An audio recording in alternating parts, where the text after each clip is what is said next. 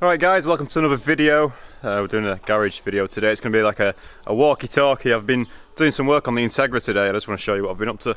And you know, when I did my Volvo video, you know, when I was working on the Volvo, got a lot of help from people, a lot of advice and stuff, and I learned a lot by doing the video and, you know, reading the comments. And the Volvo now, by the way, so good. It's excellent. Like, what happened on Friday night, I came down and I flushed the transmission fluid and then did a few little bits, and unfortunately I brought my camera, but I forgot to bring the memory card for it, because I edited the first video on the Thursday night, and then, you know, I just put my camera in my bag. I didn't think to put the memory card in it, so unfortunately I wasn't able to video any of the Volvo final fixing or testing or anything like that. But Volvo's good. It's a lot better with the automatic transmission fluid change.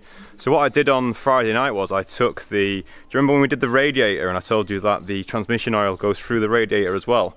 I took the top hose off from that and then ran the engine just to kind of flush some of the old shit out. And I'll show you the bottles. I took about 3 or 4 litres out, I think, of just pure brown black. It looked like cola coming out. It was really bad, the transmission fluid that was in there. So ran that through, got it out until the red stuff came through, and yeah, took it for a test drive. And the Volvo's, I'm not just saying this, and I hope it's not placebo, but it genuinely feels the best it's ever felt, the Volvo, at the minute. So I'm guessing, like last Friday night when the car broke down, must have just got wet, you know, the distributor or something like that. That's all dried out now. The engine's perfect now. Not even a hint of a misfire, and the auto box feels stronger than ever. What I was having to do before, if I want to accelerate, I'd have to go at like 3/4 throttle, and then I'd have to kind of let off to let the car change gear. Now I can just keep my foot flat and just sail away. It feels faster because of that, because I'm not having to lift to change gear. You know, I know it sounds silly, but with it being an auto box, I can just kind of keep my foot down now, and it just pulls and goes, and it feels faster for some reason. I don't know if it's just like, I don't understand auto boxes. I don't know how they work. A lot of you guys helped me out on the previous video, kind of explaining a bit about them, and, you know, learnt a bit, but it still seems like witchcraft to me, and to be honest, I'm not that interested in figuring out how it works. I'm just glad that it's better now, and it is. Yeah, it's tremendous. It's definitely a lot better. So Volvo's in good health, and I didn't have anything else to do today, so I thought I'd make a start on the Integra. And the Integra, there's going to be a lot of hours in the just getting rid of rust and just kind of under sealing and making sure everything's right. I've already found another rust hole. I'll show you that in a second. I found another hole in the car. It was hidden. It looked fine, and then when I started working away with the wire wheel and things, yeah, I found another hole. So I'm gonna have to get that fixed. Let's go inside now. I'll show you what I've been doing on the Integra. Yeah, I'm gonna do some more bits tonight. Still, it's 7:20, but it's not too late. I know I talk about the time a lot, but just keep you in the loop, eh? So Volvo sorted. Happy days. Just before we get to the Integra, we're pulling the engine out of the LS400 as well tonight. Don't know if anyone wants to see that. I might. We've cut the front end off, and yeah, the engine's going to be coming out shortly, hopefully. Dan's been working on it pretty much all afternoon as well. In all the time that it's taken me just to get some work done on the back corner on the Integra, yeah, this engine's nearly been pulled. But maybe get some more videos on that in a bit. But the Integra, I still need to decide what to do with this as well. I really like it, so for now it's just gonna stay there. Now, did I show you? I don't know if I've showed you the MR2, have I? After I got all my seats in and stuff, I ended up putting 2 Recaro SPGs in and Takata harnesses. But yeah, put the SPGs in that were in the Integra, because if you remember, I got the red ones for the Integra. So the Integra interior is looking a bit bare at the minute, but we have made some progress. Now, just before we go under here, there's still a lot of orange bits, and one thing that I will say is that it looks a lot worse than what it is, I think. Every time I take a picture of it and I look back at the picture, I think, wow, it looks bad. But then when I'm actually here now, I'm like, it's not that bad. So I guess I'll show you like a before picture now, because I did take a before picture, and there was quite a lot of surface rust on these. Is that going to focus? No, you're not focusing. Why is that manual focus? Oh, the intro is going to be blurry as... Right, apologies if the intro was really blurry in my face. I've got a real dirty face as well, so you probably saw that. But I'll just show you this. So there's a lot of kind of surface rust on the rear subframe well, not rear subframe, but like the rear chassis legs, I guess that's what they're called. I don't really know what they're called, but there's a bit there, but managed to get that pretty much tidied up but nice. On the rear subframe as well, there's a bit of muck and kind of all the way down and underneath. But let me show you that hole. You can see it there, look. Not this one, this is just a normal, this is just a drain hole, which should have a bung in it. You see it has corroded a little bit on the edge, but nothing too major. But yeah, this hole here, this shouldn't be here. So when I took the, so when I got started, this was all just kind of looking like this, you know, all the way down. But I thought I'd just clean it up because it looked a bit crusty. And then when I started working at it, the hole appeared, and you can actually see through. Oh, there you go, look. You can see straight through the car. So that's not ideal, but it's not massive. You know, it's easily fixable, from what I'm told. Not by me. We'll have to get someone else to fix it. But yeah, so that's the driver's side. Okay, so now we're on the passenger side, or driver's side, I guess, if you're American. And it's on the surface actually better than the other side. But there's a bit down here which I don't like. You see where that toe arm is? So that's where the OEM toe arm goes there, where I'm shining the torch.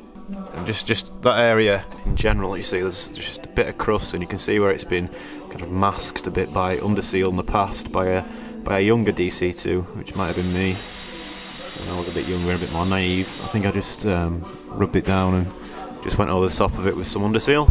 So that's not the way to do it. We'll have to try and get rid of that rust, but it's not too bad. And these arches, again, not too bad. The other side's worse, I'd say. Right, back to the driver's side. I've been going at the holes where the side skirt clips in as well, because they're quite bad for getting surface just around, but this is actually really clean. I was expecting to find worse, but yeah, it's not bad at all. Underneath as well, I've just been cleaning it up, trying to get rid of the shit. They say it looked a bit brown to start with, a bit orange, so it looks a bit, you know, it didn't look great, but it wasn't as bad as what it looked, so... Right, as you might be able to tell from my face and my hands, this is quite dirty work, and it's not really something that I can kind of video along the way. If the car was on a ramp, maybe, but you know, when I'm on the floor and I'm just working away, I'm just going to be attacking it. So what I'll do is I'll just update you along the way, I think. And yeah, I've got a bit of motivation now for the Integra.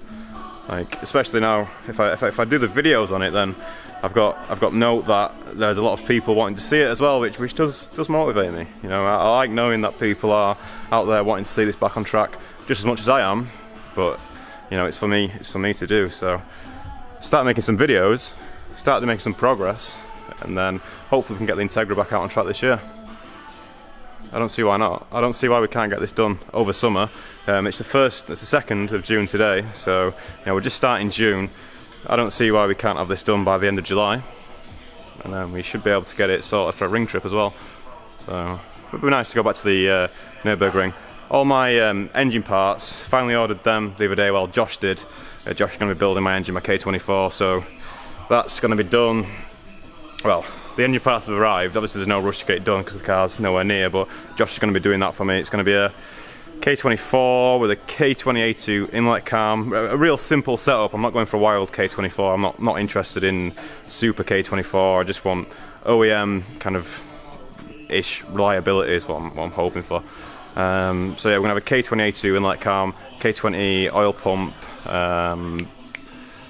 just simple stuff. It's going to be around the same peak power as the K20A was, which is just chilling down there.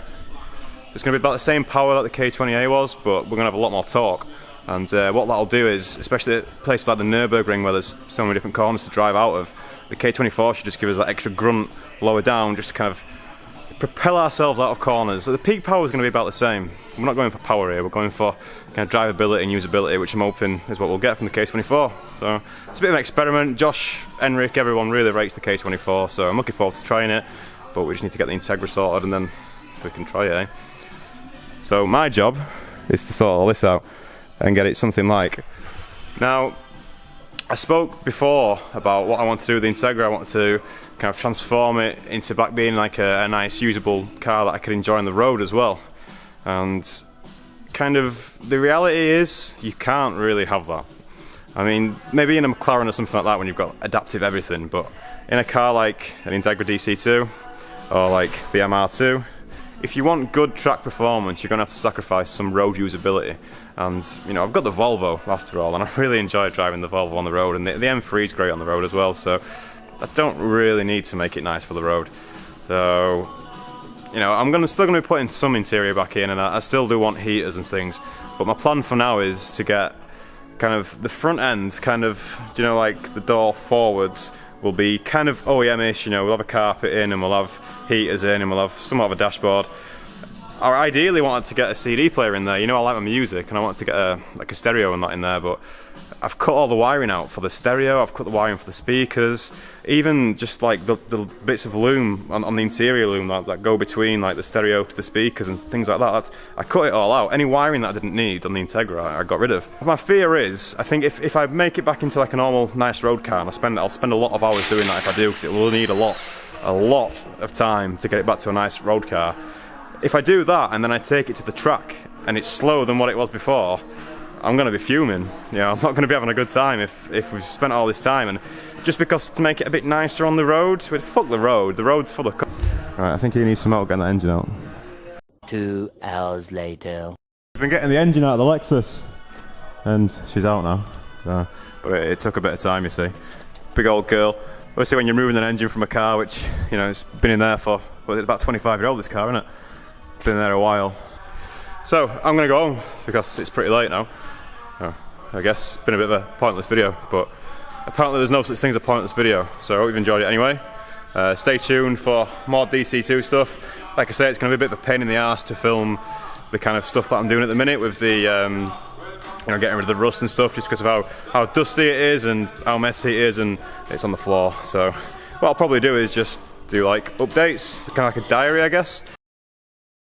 When I was saying that I'm not really interested in about the car being absolutely fucking immaculate, it's because of stuff like this, which, you know, it looks nasty, right? And there's a bit down here as well, which is probably related to the hole inside. There's a few scabs, and I noticed another scab earlier as well, which is on my tailgate. So we've got a scab on the tailgate as well. What I'm saying is, this is not gonna be a really nice road car, and that's fine. Let's make it a fucking sick track car instead. Go back to how it was, maybe not completely, you know. Use the kind of knowledge and all the things that I've done wrong in the past, use them to kind of make this one better, even though it's the same car. I've had it 6 years this month, by the way, this car. 6 years this month, so yeah, let's get some work done. Got some more stuff to do on this one as well soon. Nothing major, just need to get the front wheels sorted. I need to get some wheel spacers for the front SSRs. What else do we need to do? Nothing really. It was really good on the track day. You probably saw it behaved itself. Perfect all day, no issues. It was just a lot of fun. Nice, enjoyed it. But there's still a few things that I want to do. But focus now, definitely on this one, because it's sat like it is now for ages. I mean, look at the shit on it. It's like what is it? It's, oh god, I can't. That's left-handed. It's bad. That's what it is. And seeing your Integra like this, it's bad. We don't like it. So yeah, we need to get it sorted out. You agree? If you agree, let me know, because I know you all agree anyway. But you know, it gives me that bit of motivation just to get it all done. So.